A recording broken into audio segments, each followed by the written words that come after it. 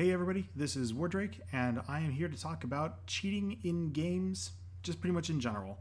I'm somebody who likes to work for my ratings in games, my completions and things like that. Anything that I've acquired, I like to acquire through hard work, through trial and error. Usually it's error. And there's just been a few things that people have brought up. Some of my own friends, other people that I know, and just people online in general that say cheating is good, cheating is bad on certain extents. So I wanted to give my very, very strict opinion on what I think is cheating, what I think is not cheating, and what I think is acceptable and not acceptable.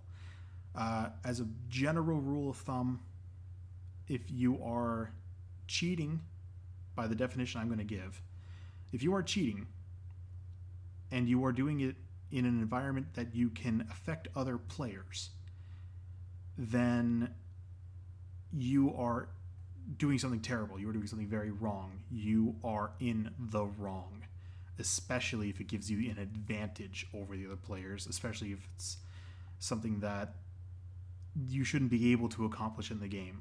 But let's get into more specifics. So, what do I think, or what do I define as cheating specifically? And I mean, there's the dictionary definition of cheating, but there's also people's interpretation, as dictionary definitions are not always up to date with everything. So, here is my clarification on cheating. Anytime you are using a third party to manipulate code, even if it's still within the confines of the game, such as you're not going beyond what the game would allow you to do naturally, is cheating. Such as using an action replay / Game Shark on your consoles or handhelds to capture a Pokemon that you wouldn't usually be able to, but it's still within the game, and it would still be a legitimate Pokemon by every sense of the word. But maybe you missed an event and you put that code in there, well, you're still cheating. Or say in Dark Souls, the game's difficult, you don't really know how to progress, and so you use a trainer to give yourself infinite souls so you can level up. That's cheating. Whereas abusing a in-game glitch or exploit without any help from a third party or anything of that nature, I would not consider cheating. I may still consider it exploitation, and in some cases still not really appropriate depending on what you're doing, but I wouldn't call it cheating. So if, let's say, you are playing a game and you know that if you hang against a wall really close and your pixels might just go through enough that you can actually just phase through the wall and you'll skip like 3 bosses. Not really cheating. Maybe not appropriate, but not cheating. So with that out of the way, with that small definition out, let's discuss about, or let's talk about when cheating is okay and when it's just flat right inappropriate. Let's talk about the appropriate first. Anytime you're cheating would devalue the nature or difficulty of the game because you don't want to go through it. And also if the cheating ever affects another player. Anything from, again, I'm more familiar with Dark Souls in some ways, leveling up a lot quicker than you're supposed to, or getting equipment higher in power than you're supposed to, and somebody invades, or you invade somebody and you just destroy them because they couldn't stand up to you. That's never okay. I don't care if it's for funds. I don't care if you're just laughing. The same thing for lag switchers. That's cheating. You are misusing a third part of the game. That sounds weird. You are abusing something that is not within the natural game's confines, such as the connection, in order to get an advantage in battle. Let's go back to Pokemon. At any point, if you generate a Pokemon, whether it be perfect IVs, beyond perfect IVs, even if the Pokemon could technically be completely breedable within your game. If you cheated to get it, I'd say that's inappropriate to use online at any time. And in many cases, Nintendo agrees, as they ban people that get caught doing that, usually. So, when is it appropriate? Well, personally, it's not very many cases are appropriate. If you're doing it strictly for entertainment value where it'll affect absolutely nobody else within the game, I'd say that's okay. There is a streamer that I watch every once in a while, Lobos Jr., and he plays a lot of Dark Souls, Bloodborne, things like that. And his more recent Dark Souls 3 videos, as he's done with others, is he will hack the game at the beginning to give himself equipment that he's not supposed to have, or things like that. In particular, one where he gave himself full armor of thorns at the beginning of the game, and he was going to dodge roll kill everything. He always plays offline on those. And one of the cool things about that, and the reason I don't have a problem with him doing that personally, is because he's doing it for a challenge. He's not doing it to make the game easier. He's making it harder, usually, or more unique. It doesn't mean that he's breezing through the game because, I'm going to make it super easy. No, he likes to be difficult. He likes to be intriguing. You wouldn't be able to do that naturally at the beginning of the game. You have to get, I'd say, probably at least a quarter way through the game before you get the Armor of Thorns normally. And until then, you can't dodge roll damage anything. You could technically dodge roll things off a cliff, but not going to work on bosses. So that's understandable. Would I do it? Probably not. But I don't really have a problem with that. So, when it comes to playing games, I like to go through as legitimately as possible. I like to have fun. If it's a difficult game, it's a difficult game.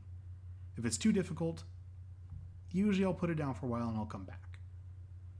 Or if it's too easy, I'll instill my own rules that I have to abide by while playing it in order to make it more difficult. For competitions, like when Omega Ruby and Alpha Sapphire came out, I told myself, I'm going to go into the competitions for this one. I'd never really done it before. So I did all my research. I used all the online databases on how to raise your Pokemon just perfectly, how to get perfect IVs, how to, what moves go best with this Pokemon and that Pokemon, what everything, I went through the whole thing. And I had fun doing that. I had fun looking at all the different options that I had in order to make I wouldn't say perfect team, but a really, really good team. I had a blast. And yeah, it took a lot of time, but time I was willing to spend. I didn't get very far into the tournaments, though, quite literally, because even Pokemon realized this, Game Freak did, that the Mega Evolutions were unbalanced. And so a lot of people ended up having the exact same teams all the way through the tournament because there was just a broken set of teams. And I didn't do that. In fact, I chose to use no Mega Evolutions at all. I'm stupid that way. I like to challenge myself. I like to put myself into a situation that digs me into the ground just to see how far I can go. And that was probably one of my mistakes when making my team, was I said no Mega Evolutions. None. And for the ones that I did beat, I'd say I did fairly well. I beat many of the Mega Evolutions with no problem. But then there were a couple that just destroyed my team every time. Like, you couldn't get a hit in edgewise at all. And I realized if I don't have those Pokemon, then I'm not going to be able to finish competing. Like, I'm not going to get anywhere near. And I'm kind of glad I didn't continue. And that's because I found out that there were a lot of players at the highest tiers that didn't work for their Pokemon. They either bot-generated Pokemon from other people or hacked to get perfect Pokemon all around. They didn't work for it. And I understand. There are some people out there that they just don't have the time. They have full-time jobs. They have families. They have school. Too bad. Honestly. That may sound harsh, but that's just too bad. Because when I made my team, which, yeah, it took a long time, and I worked damn hard for it, I had a full-time job. I had commute. I wasn't doing school at the time. but I had other things I had to do, other things I needed to do. And I worked for it. I made it work. And I still created a nearly perfect team. I had, I think, 2 Pokemon with only 5 IVs, 4 that had 6. And I had a blast doing it. Was it frustrating at times? Absolutely. But I felt accomplished. And that's something that I've noticed. When I was younger, and depending on the games, I have cheated in the past. Never affected other players. That was my number one rule. If I ever cheat, it's never going to be with other people. I'm never going to play online. I'm never going to play competitions. Nothing with those cheated Pokemon. And I'm glad I chose to not do that because I couldn't find any honor in doing that personally. But something I noticed when I cheated, I got bored really, really quickly. Anything from a simple cheat to a game-breaking cheat. It ruined the game for me completely. And I couldn't respect my gameplay of that anymore. I remember when I first started playing the original Dark Souls, I was having a hard time, as most people did. It's not an easy game, or I should say, it's not a forgiving game. It's a game that will throw you off a mountain, laugh at you, and then throw you off again, just because it can. And so when I was the first couple times I played it, and I never beat it at those times, I cheated. I found Dark Souls trainers. I downloaded them. I gave myself infinite souls or infinite humanity or things of that nature, so I could level up quickly and so on and so forth. And I thought, I'll get through the game. I'll beat it the first time like this, and then I'll try for real. And I could never beat the game with those cheats. It was easy. But I still had its challenges. I just felt bad. I felt it was a shame that I was putting myself at a broken advantage. And I didn't like it. I was upset about it. And I never finished any of those 2 playthroughs that I did that. And then from then, I had a bad feeling about that game, and I couldn't get into it. I played it multiple times after that, not cheating at all, and I just couldn't get into it. Finally, I broke down. I said, here we go. I'm playing the game. I'm beating the game. I'm doing it legitimately. And that was one of the most fun games I ever played. I had a blast. It was so much fun. I'm replaying it again. That's how much fun I've had, is I've replayed it again multiple times since then. And I always choose some of the harder choices throughout the game, such as I always choose Deprived. So I start out with basically nothing but a loincloth and a club and a wooden plank shield. It's stupid. And it's fun. And ever since then, on any of the Dark Souls game, I never cheated. Because I didn't want to. I knew if I did, I'd get bored. It's the same thing with Pokemon games. It's the same thing with any Final Fantasy. It's the same with pretty much any game I've ever played. If I cheat, I feel unaccomplished. It's boring. I've also played a lot of MMORPGs. I remember World of Warcraft, at one point I did purchase some gold, and I got the gold, which surprises me. And ever since I'd gotten that gold, I always worried about getting caught. And I realized how much the gold farming and paying for gold broke the game. And I never did that again. In fact, I never played that character that had the gold again. In fact, I think I even deleted that character with the gold. And that was years ago. That was when Cataclysm first came out. And I hated it. Not the game, but I hated the fact I bought the gold. And then whenever I hear of people that are playing games where they purchase the gold, I want to report them. Not because I'm being mean or because I want them to be in trouble, but because I know the effect it has on other players when people that can afford the gold spend the money on it, and then it puts everybody else at a disadvantage, or how it can just destroy the in-game economy. I just find that unfortunate.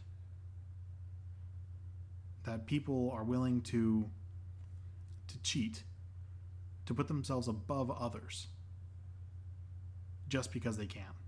I understand there are circumstances where people, they don't have a lot of time. They have family, they have jobs, they can't spend the hours, but they want to still be able to enjoy the game.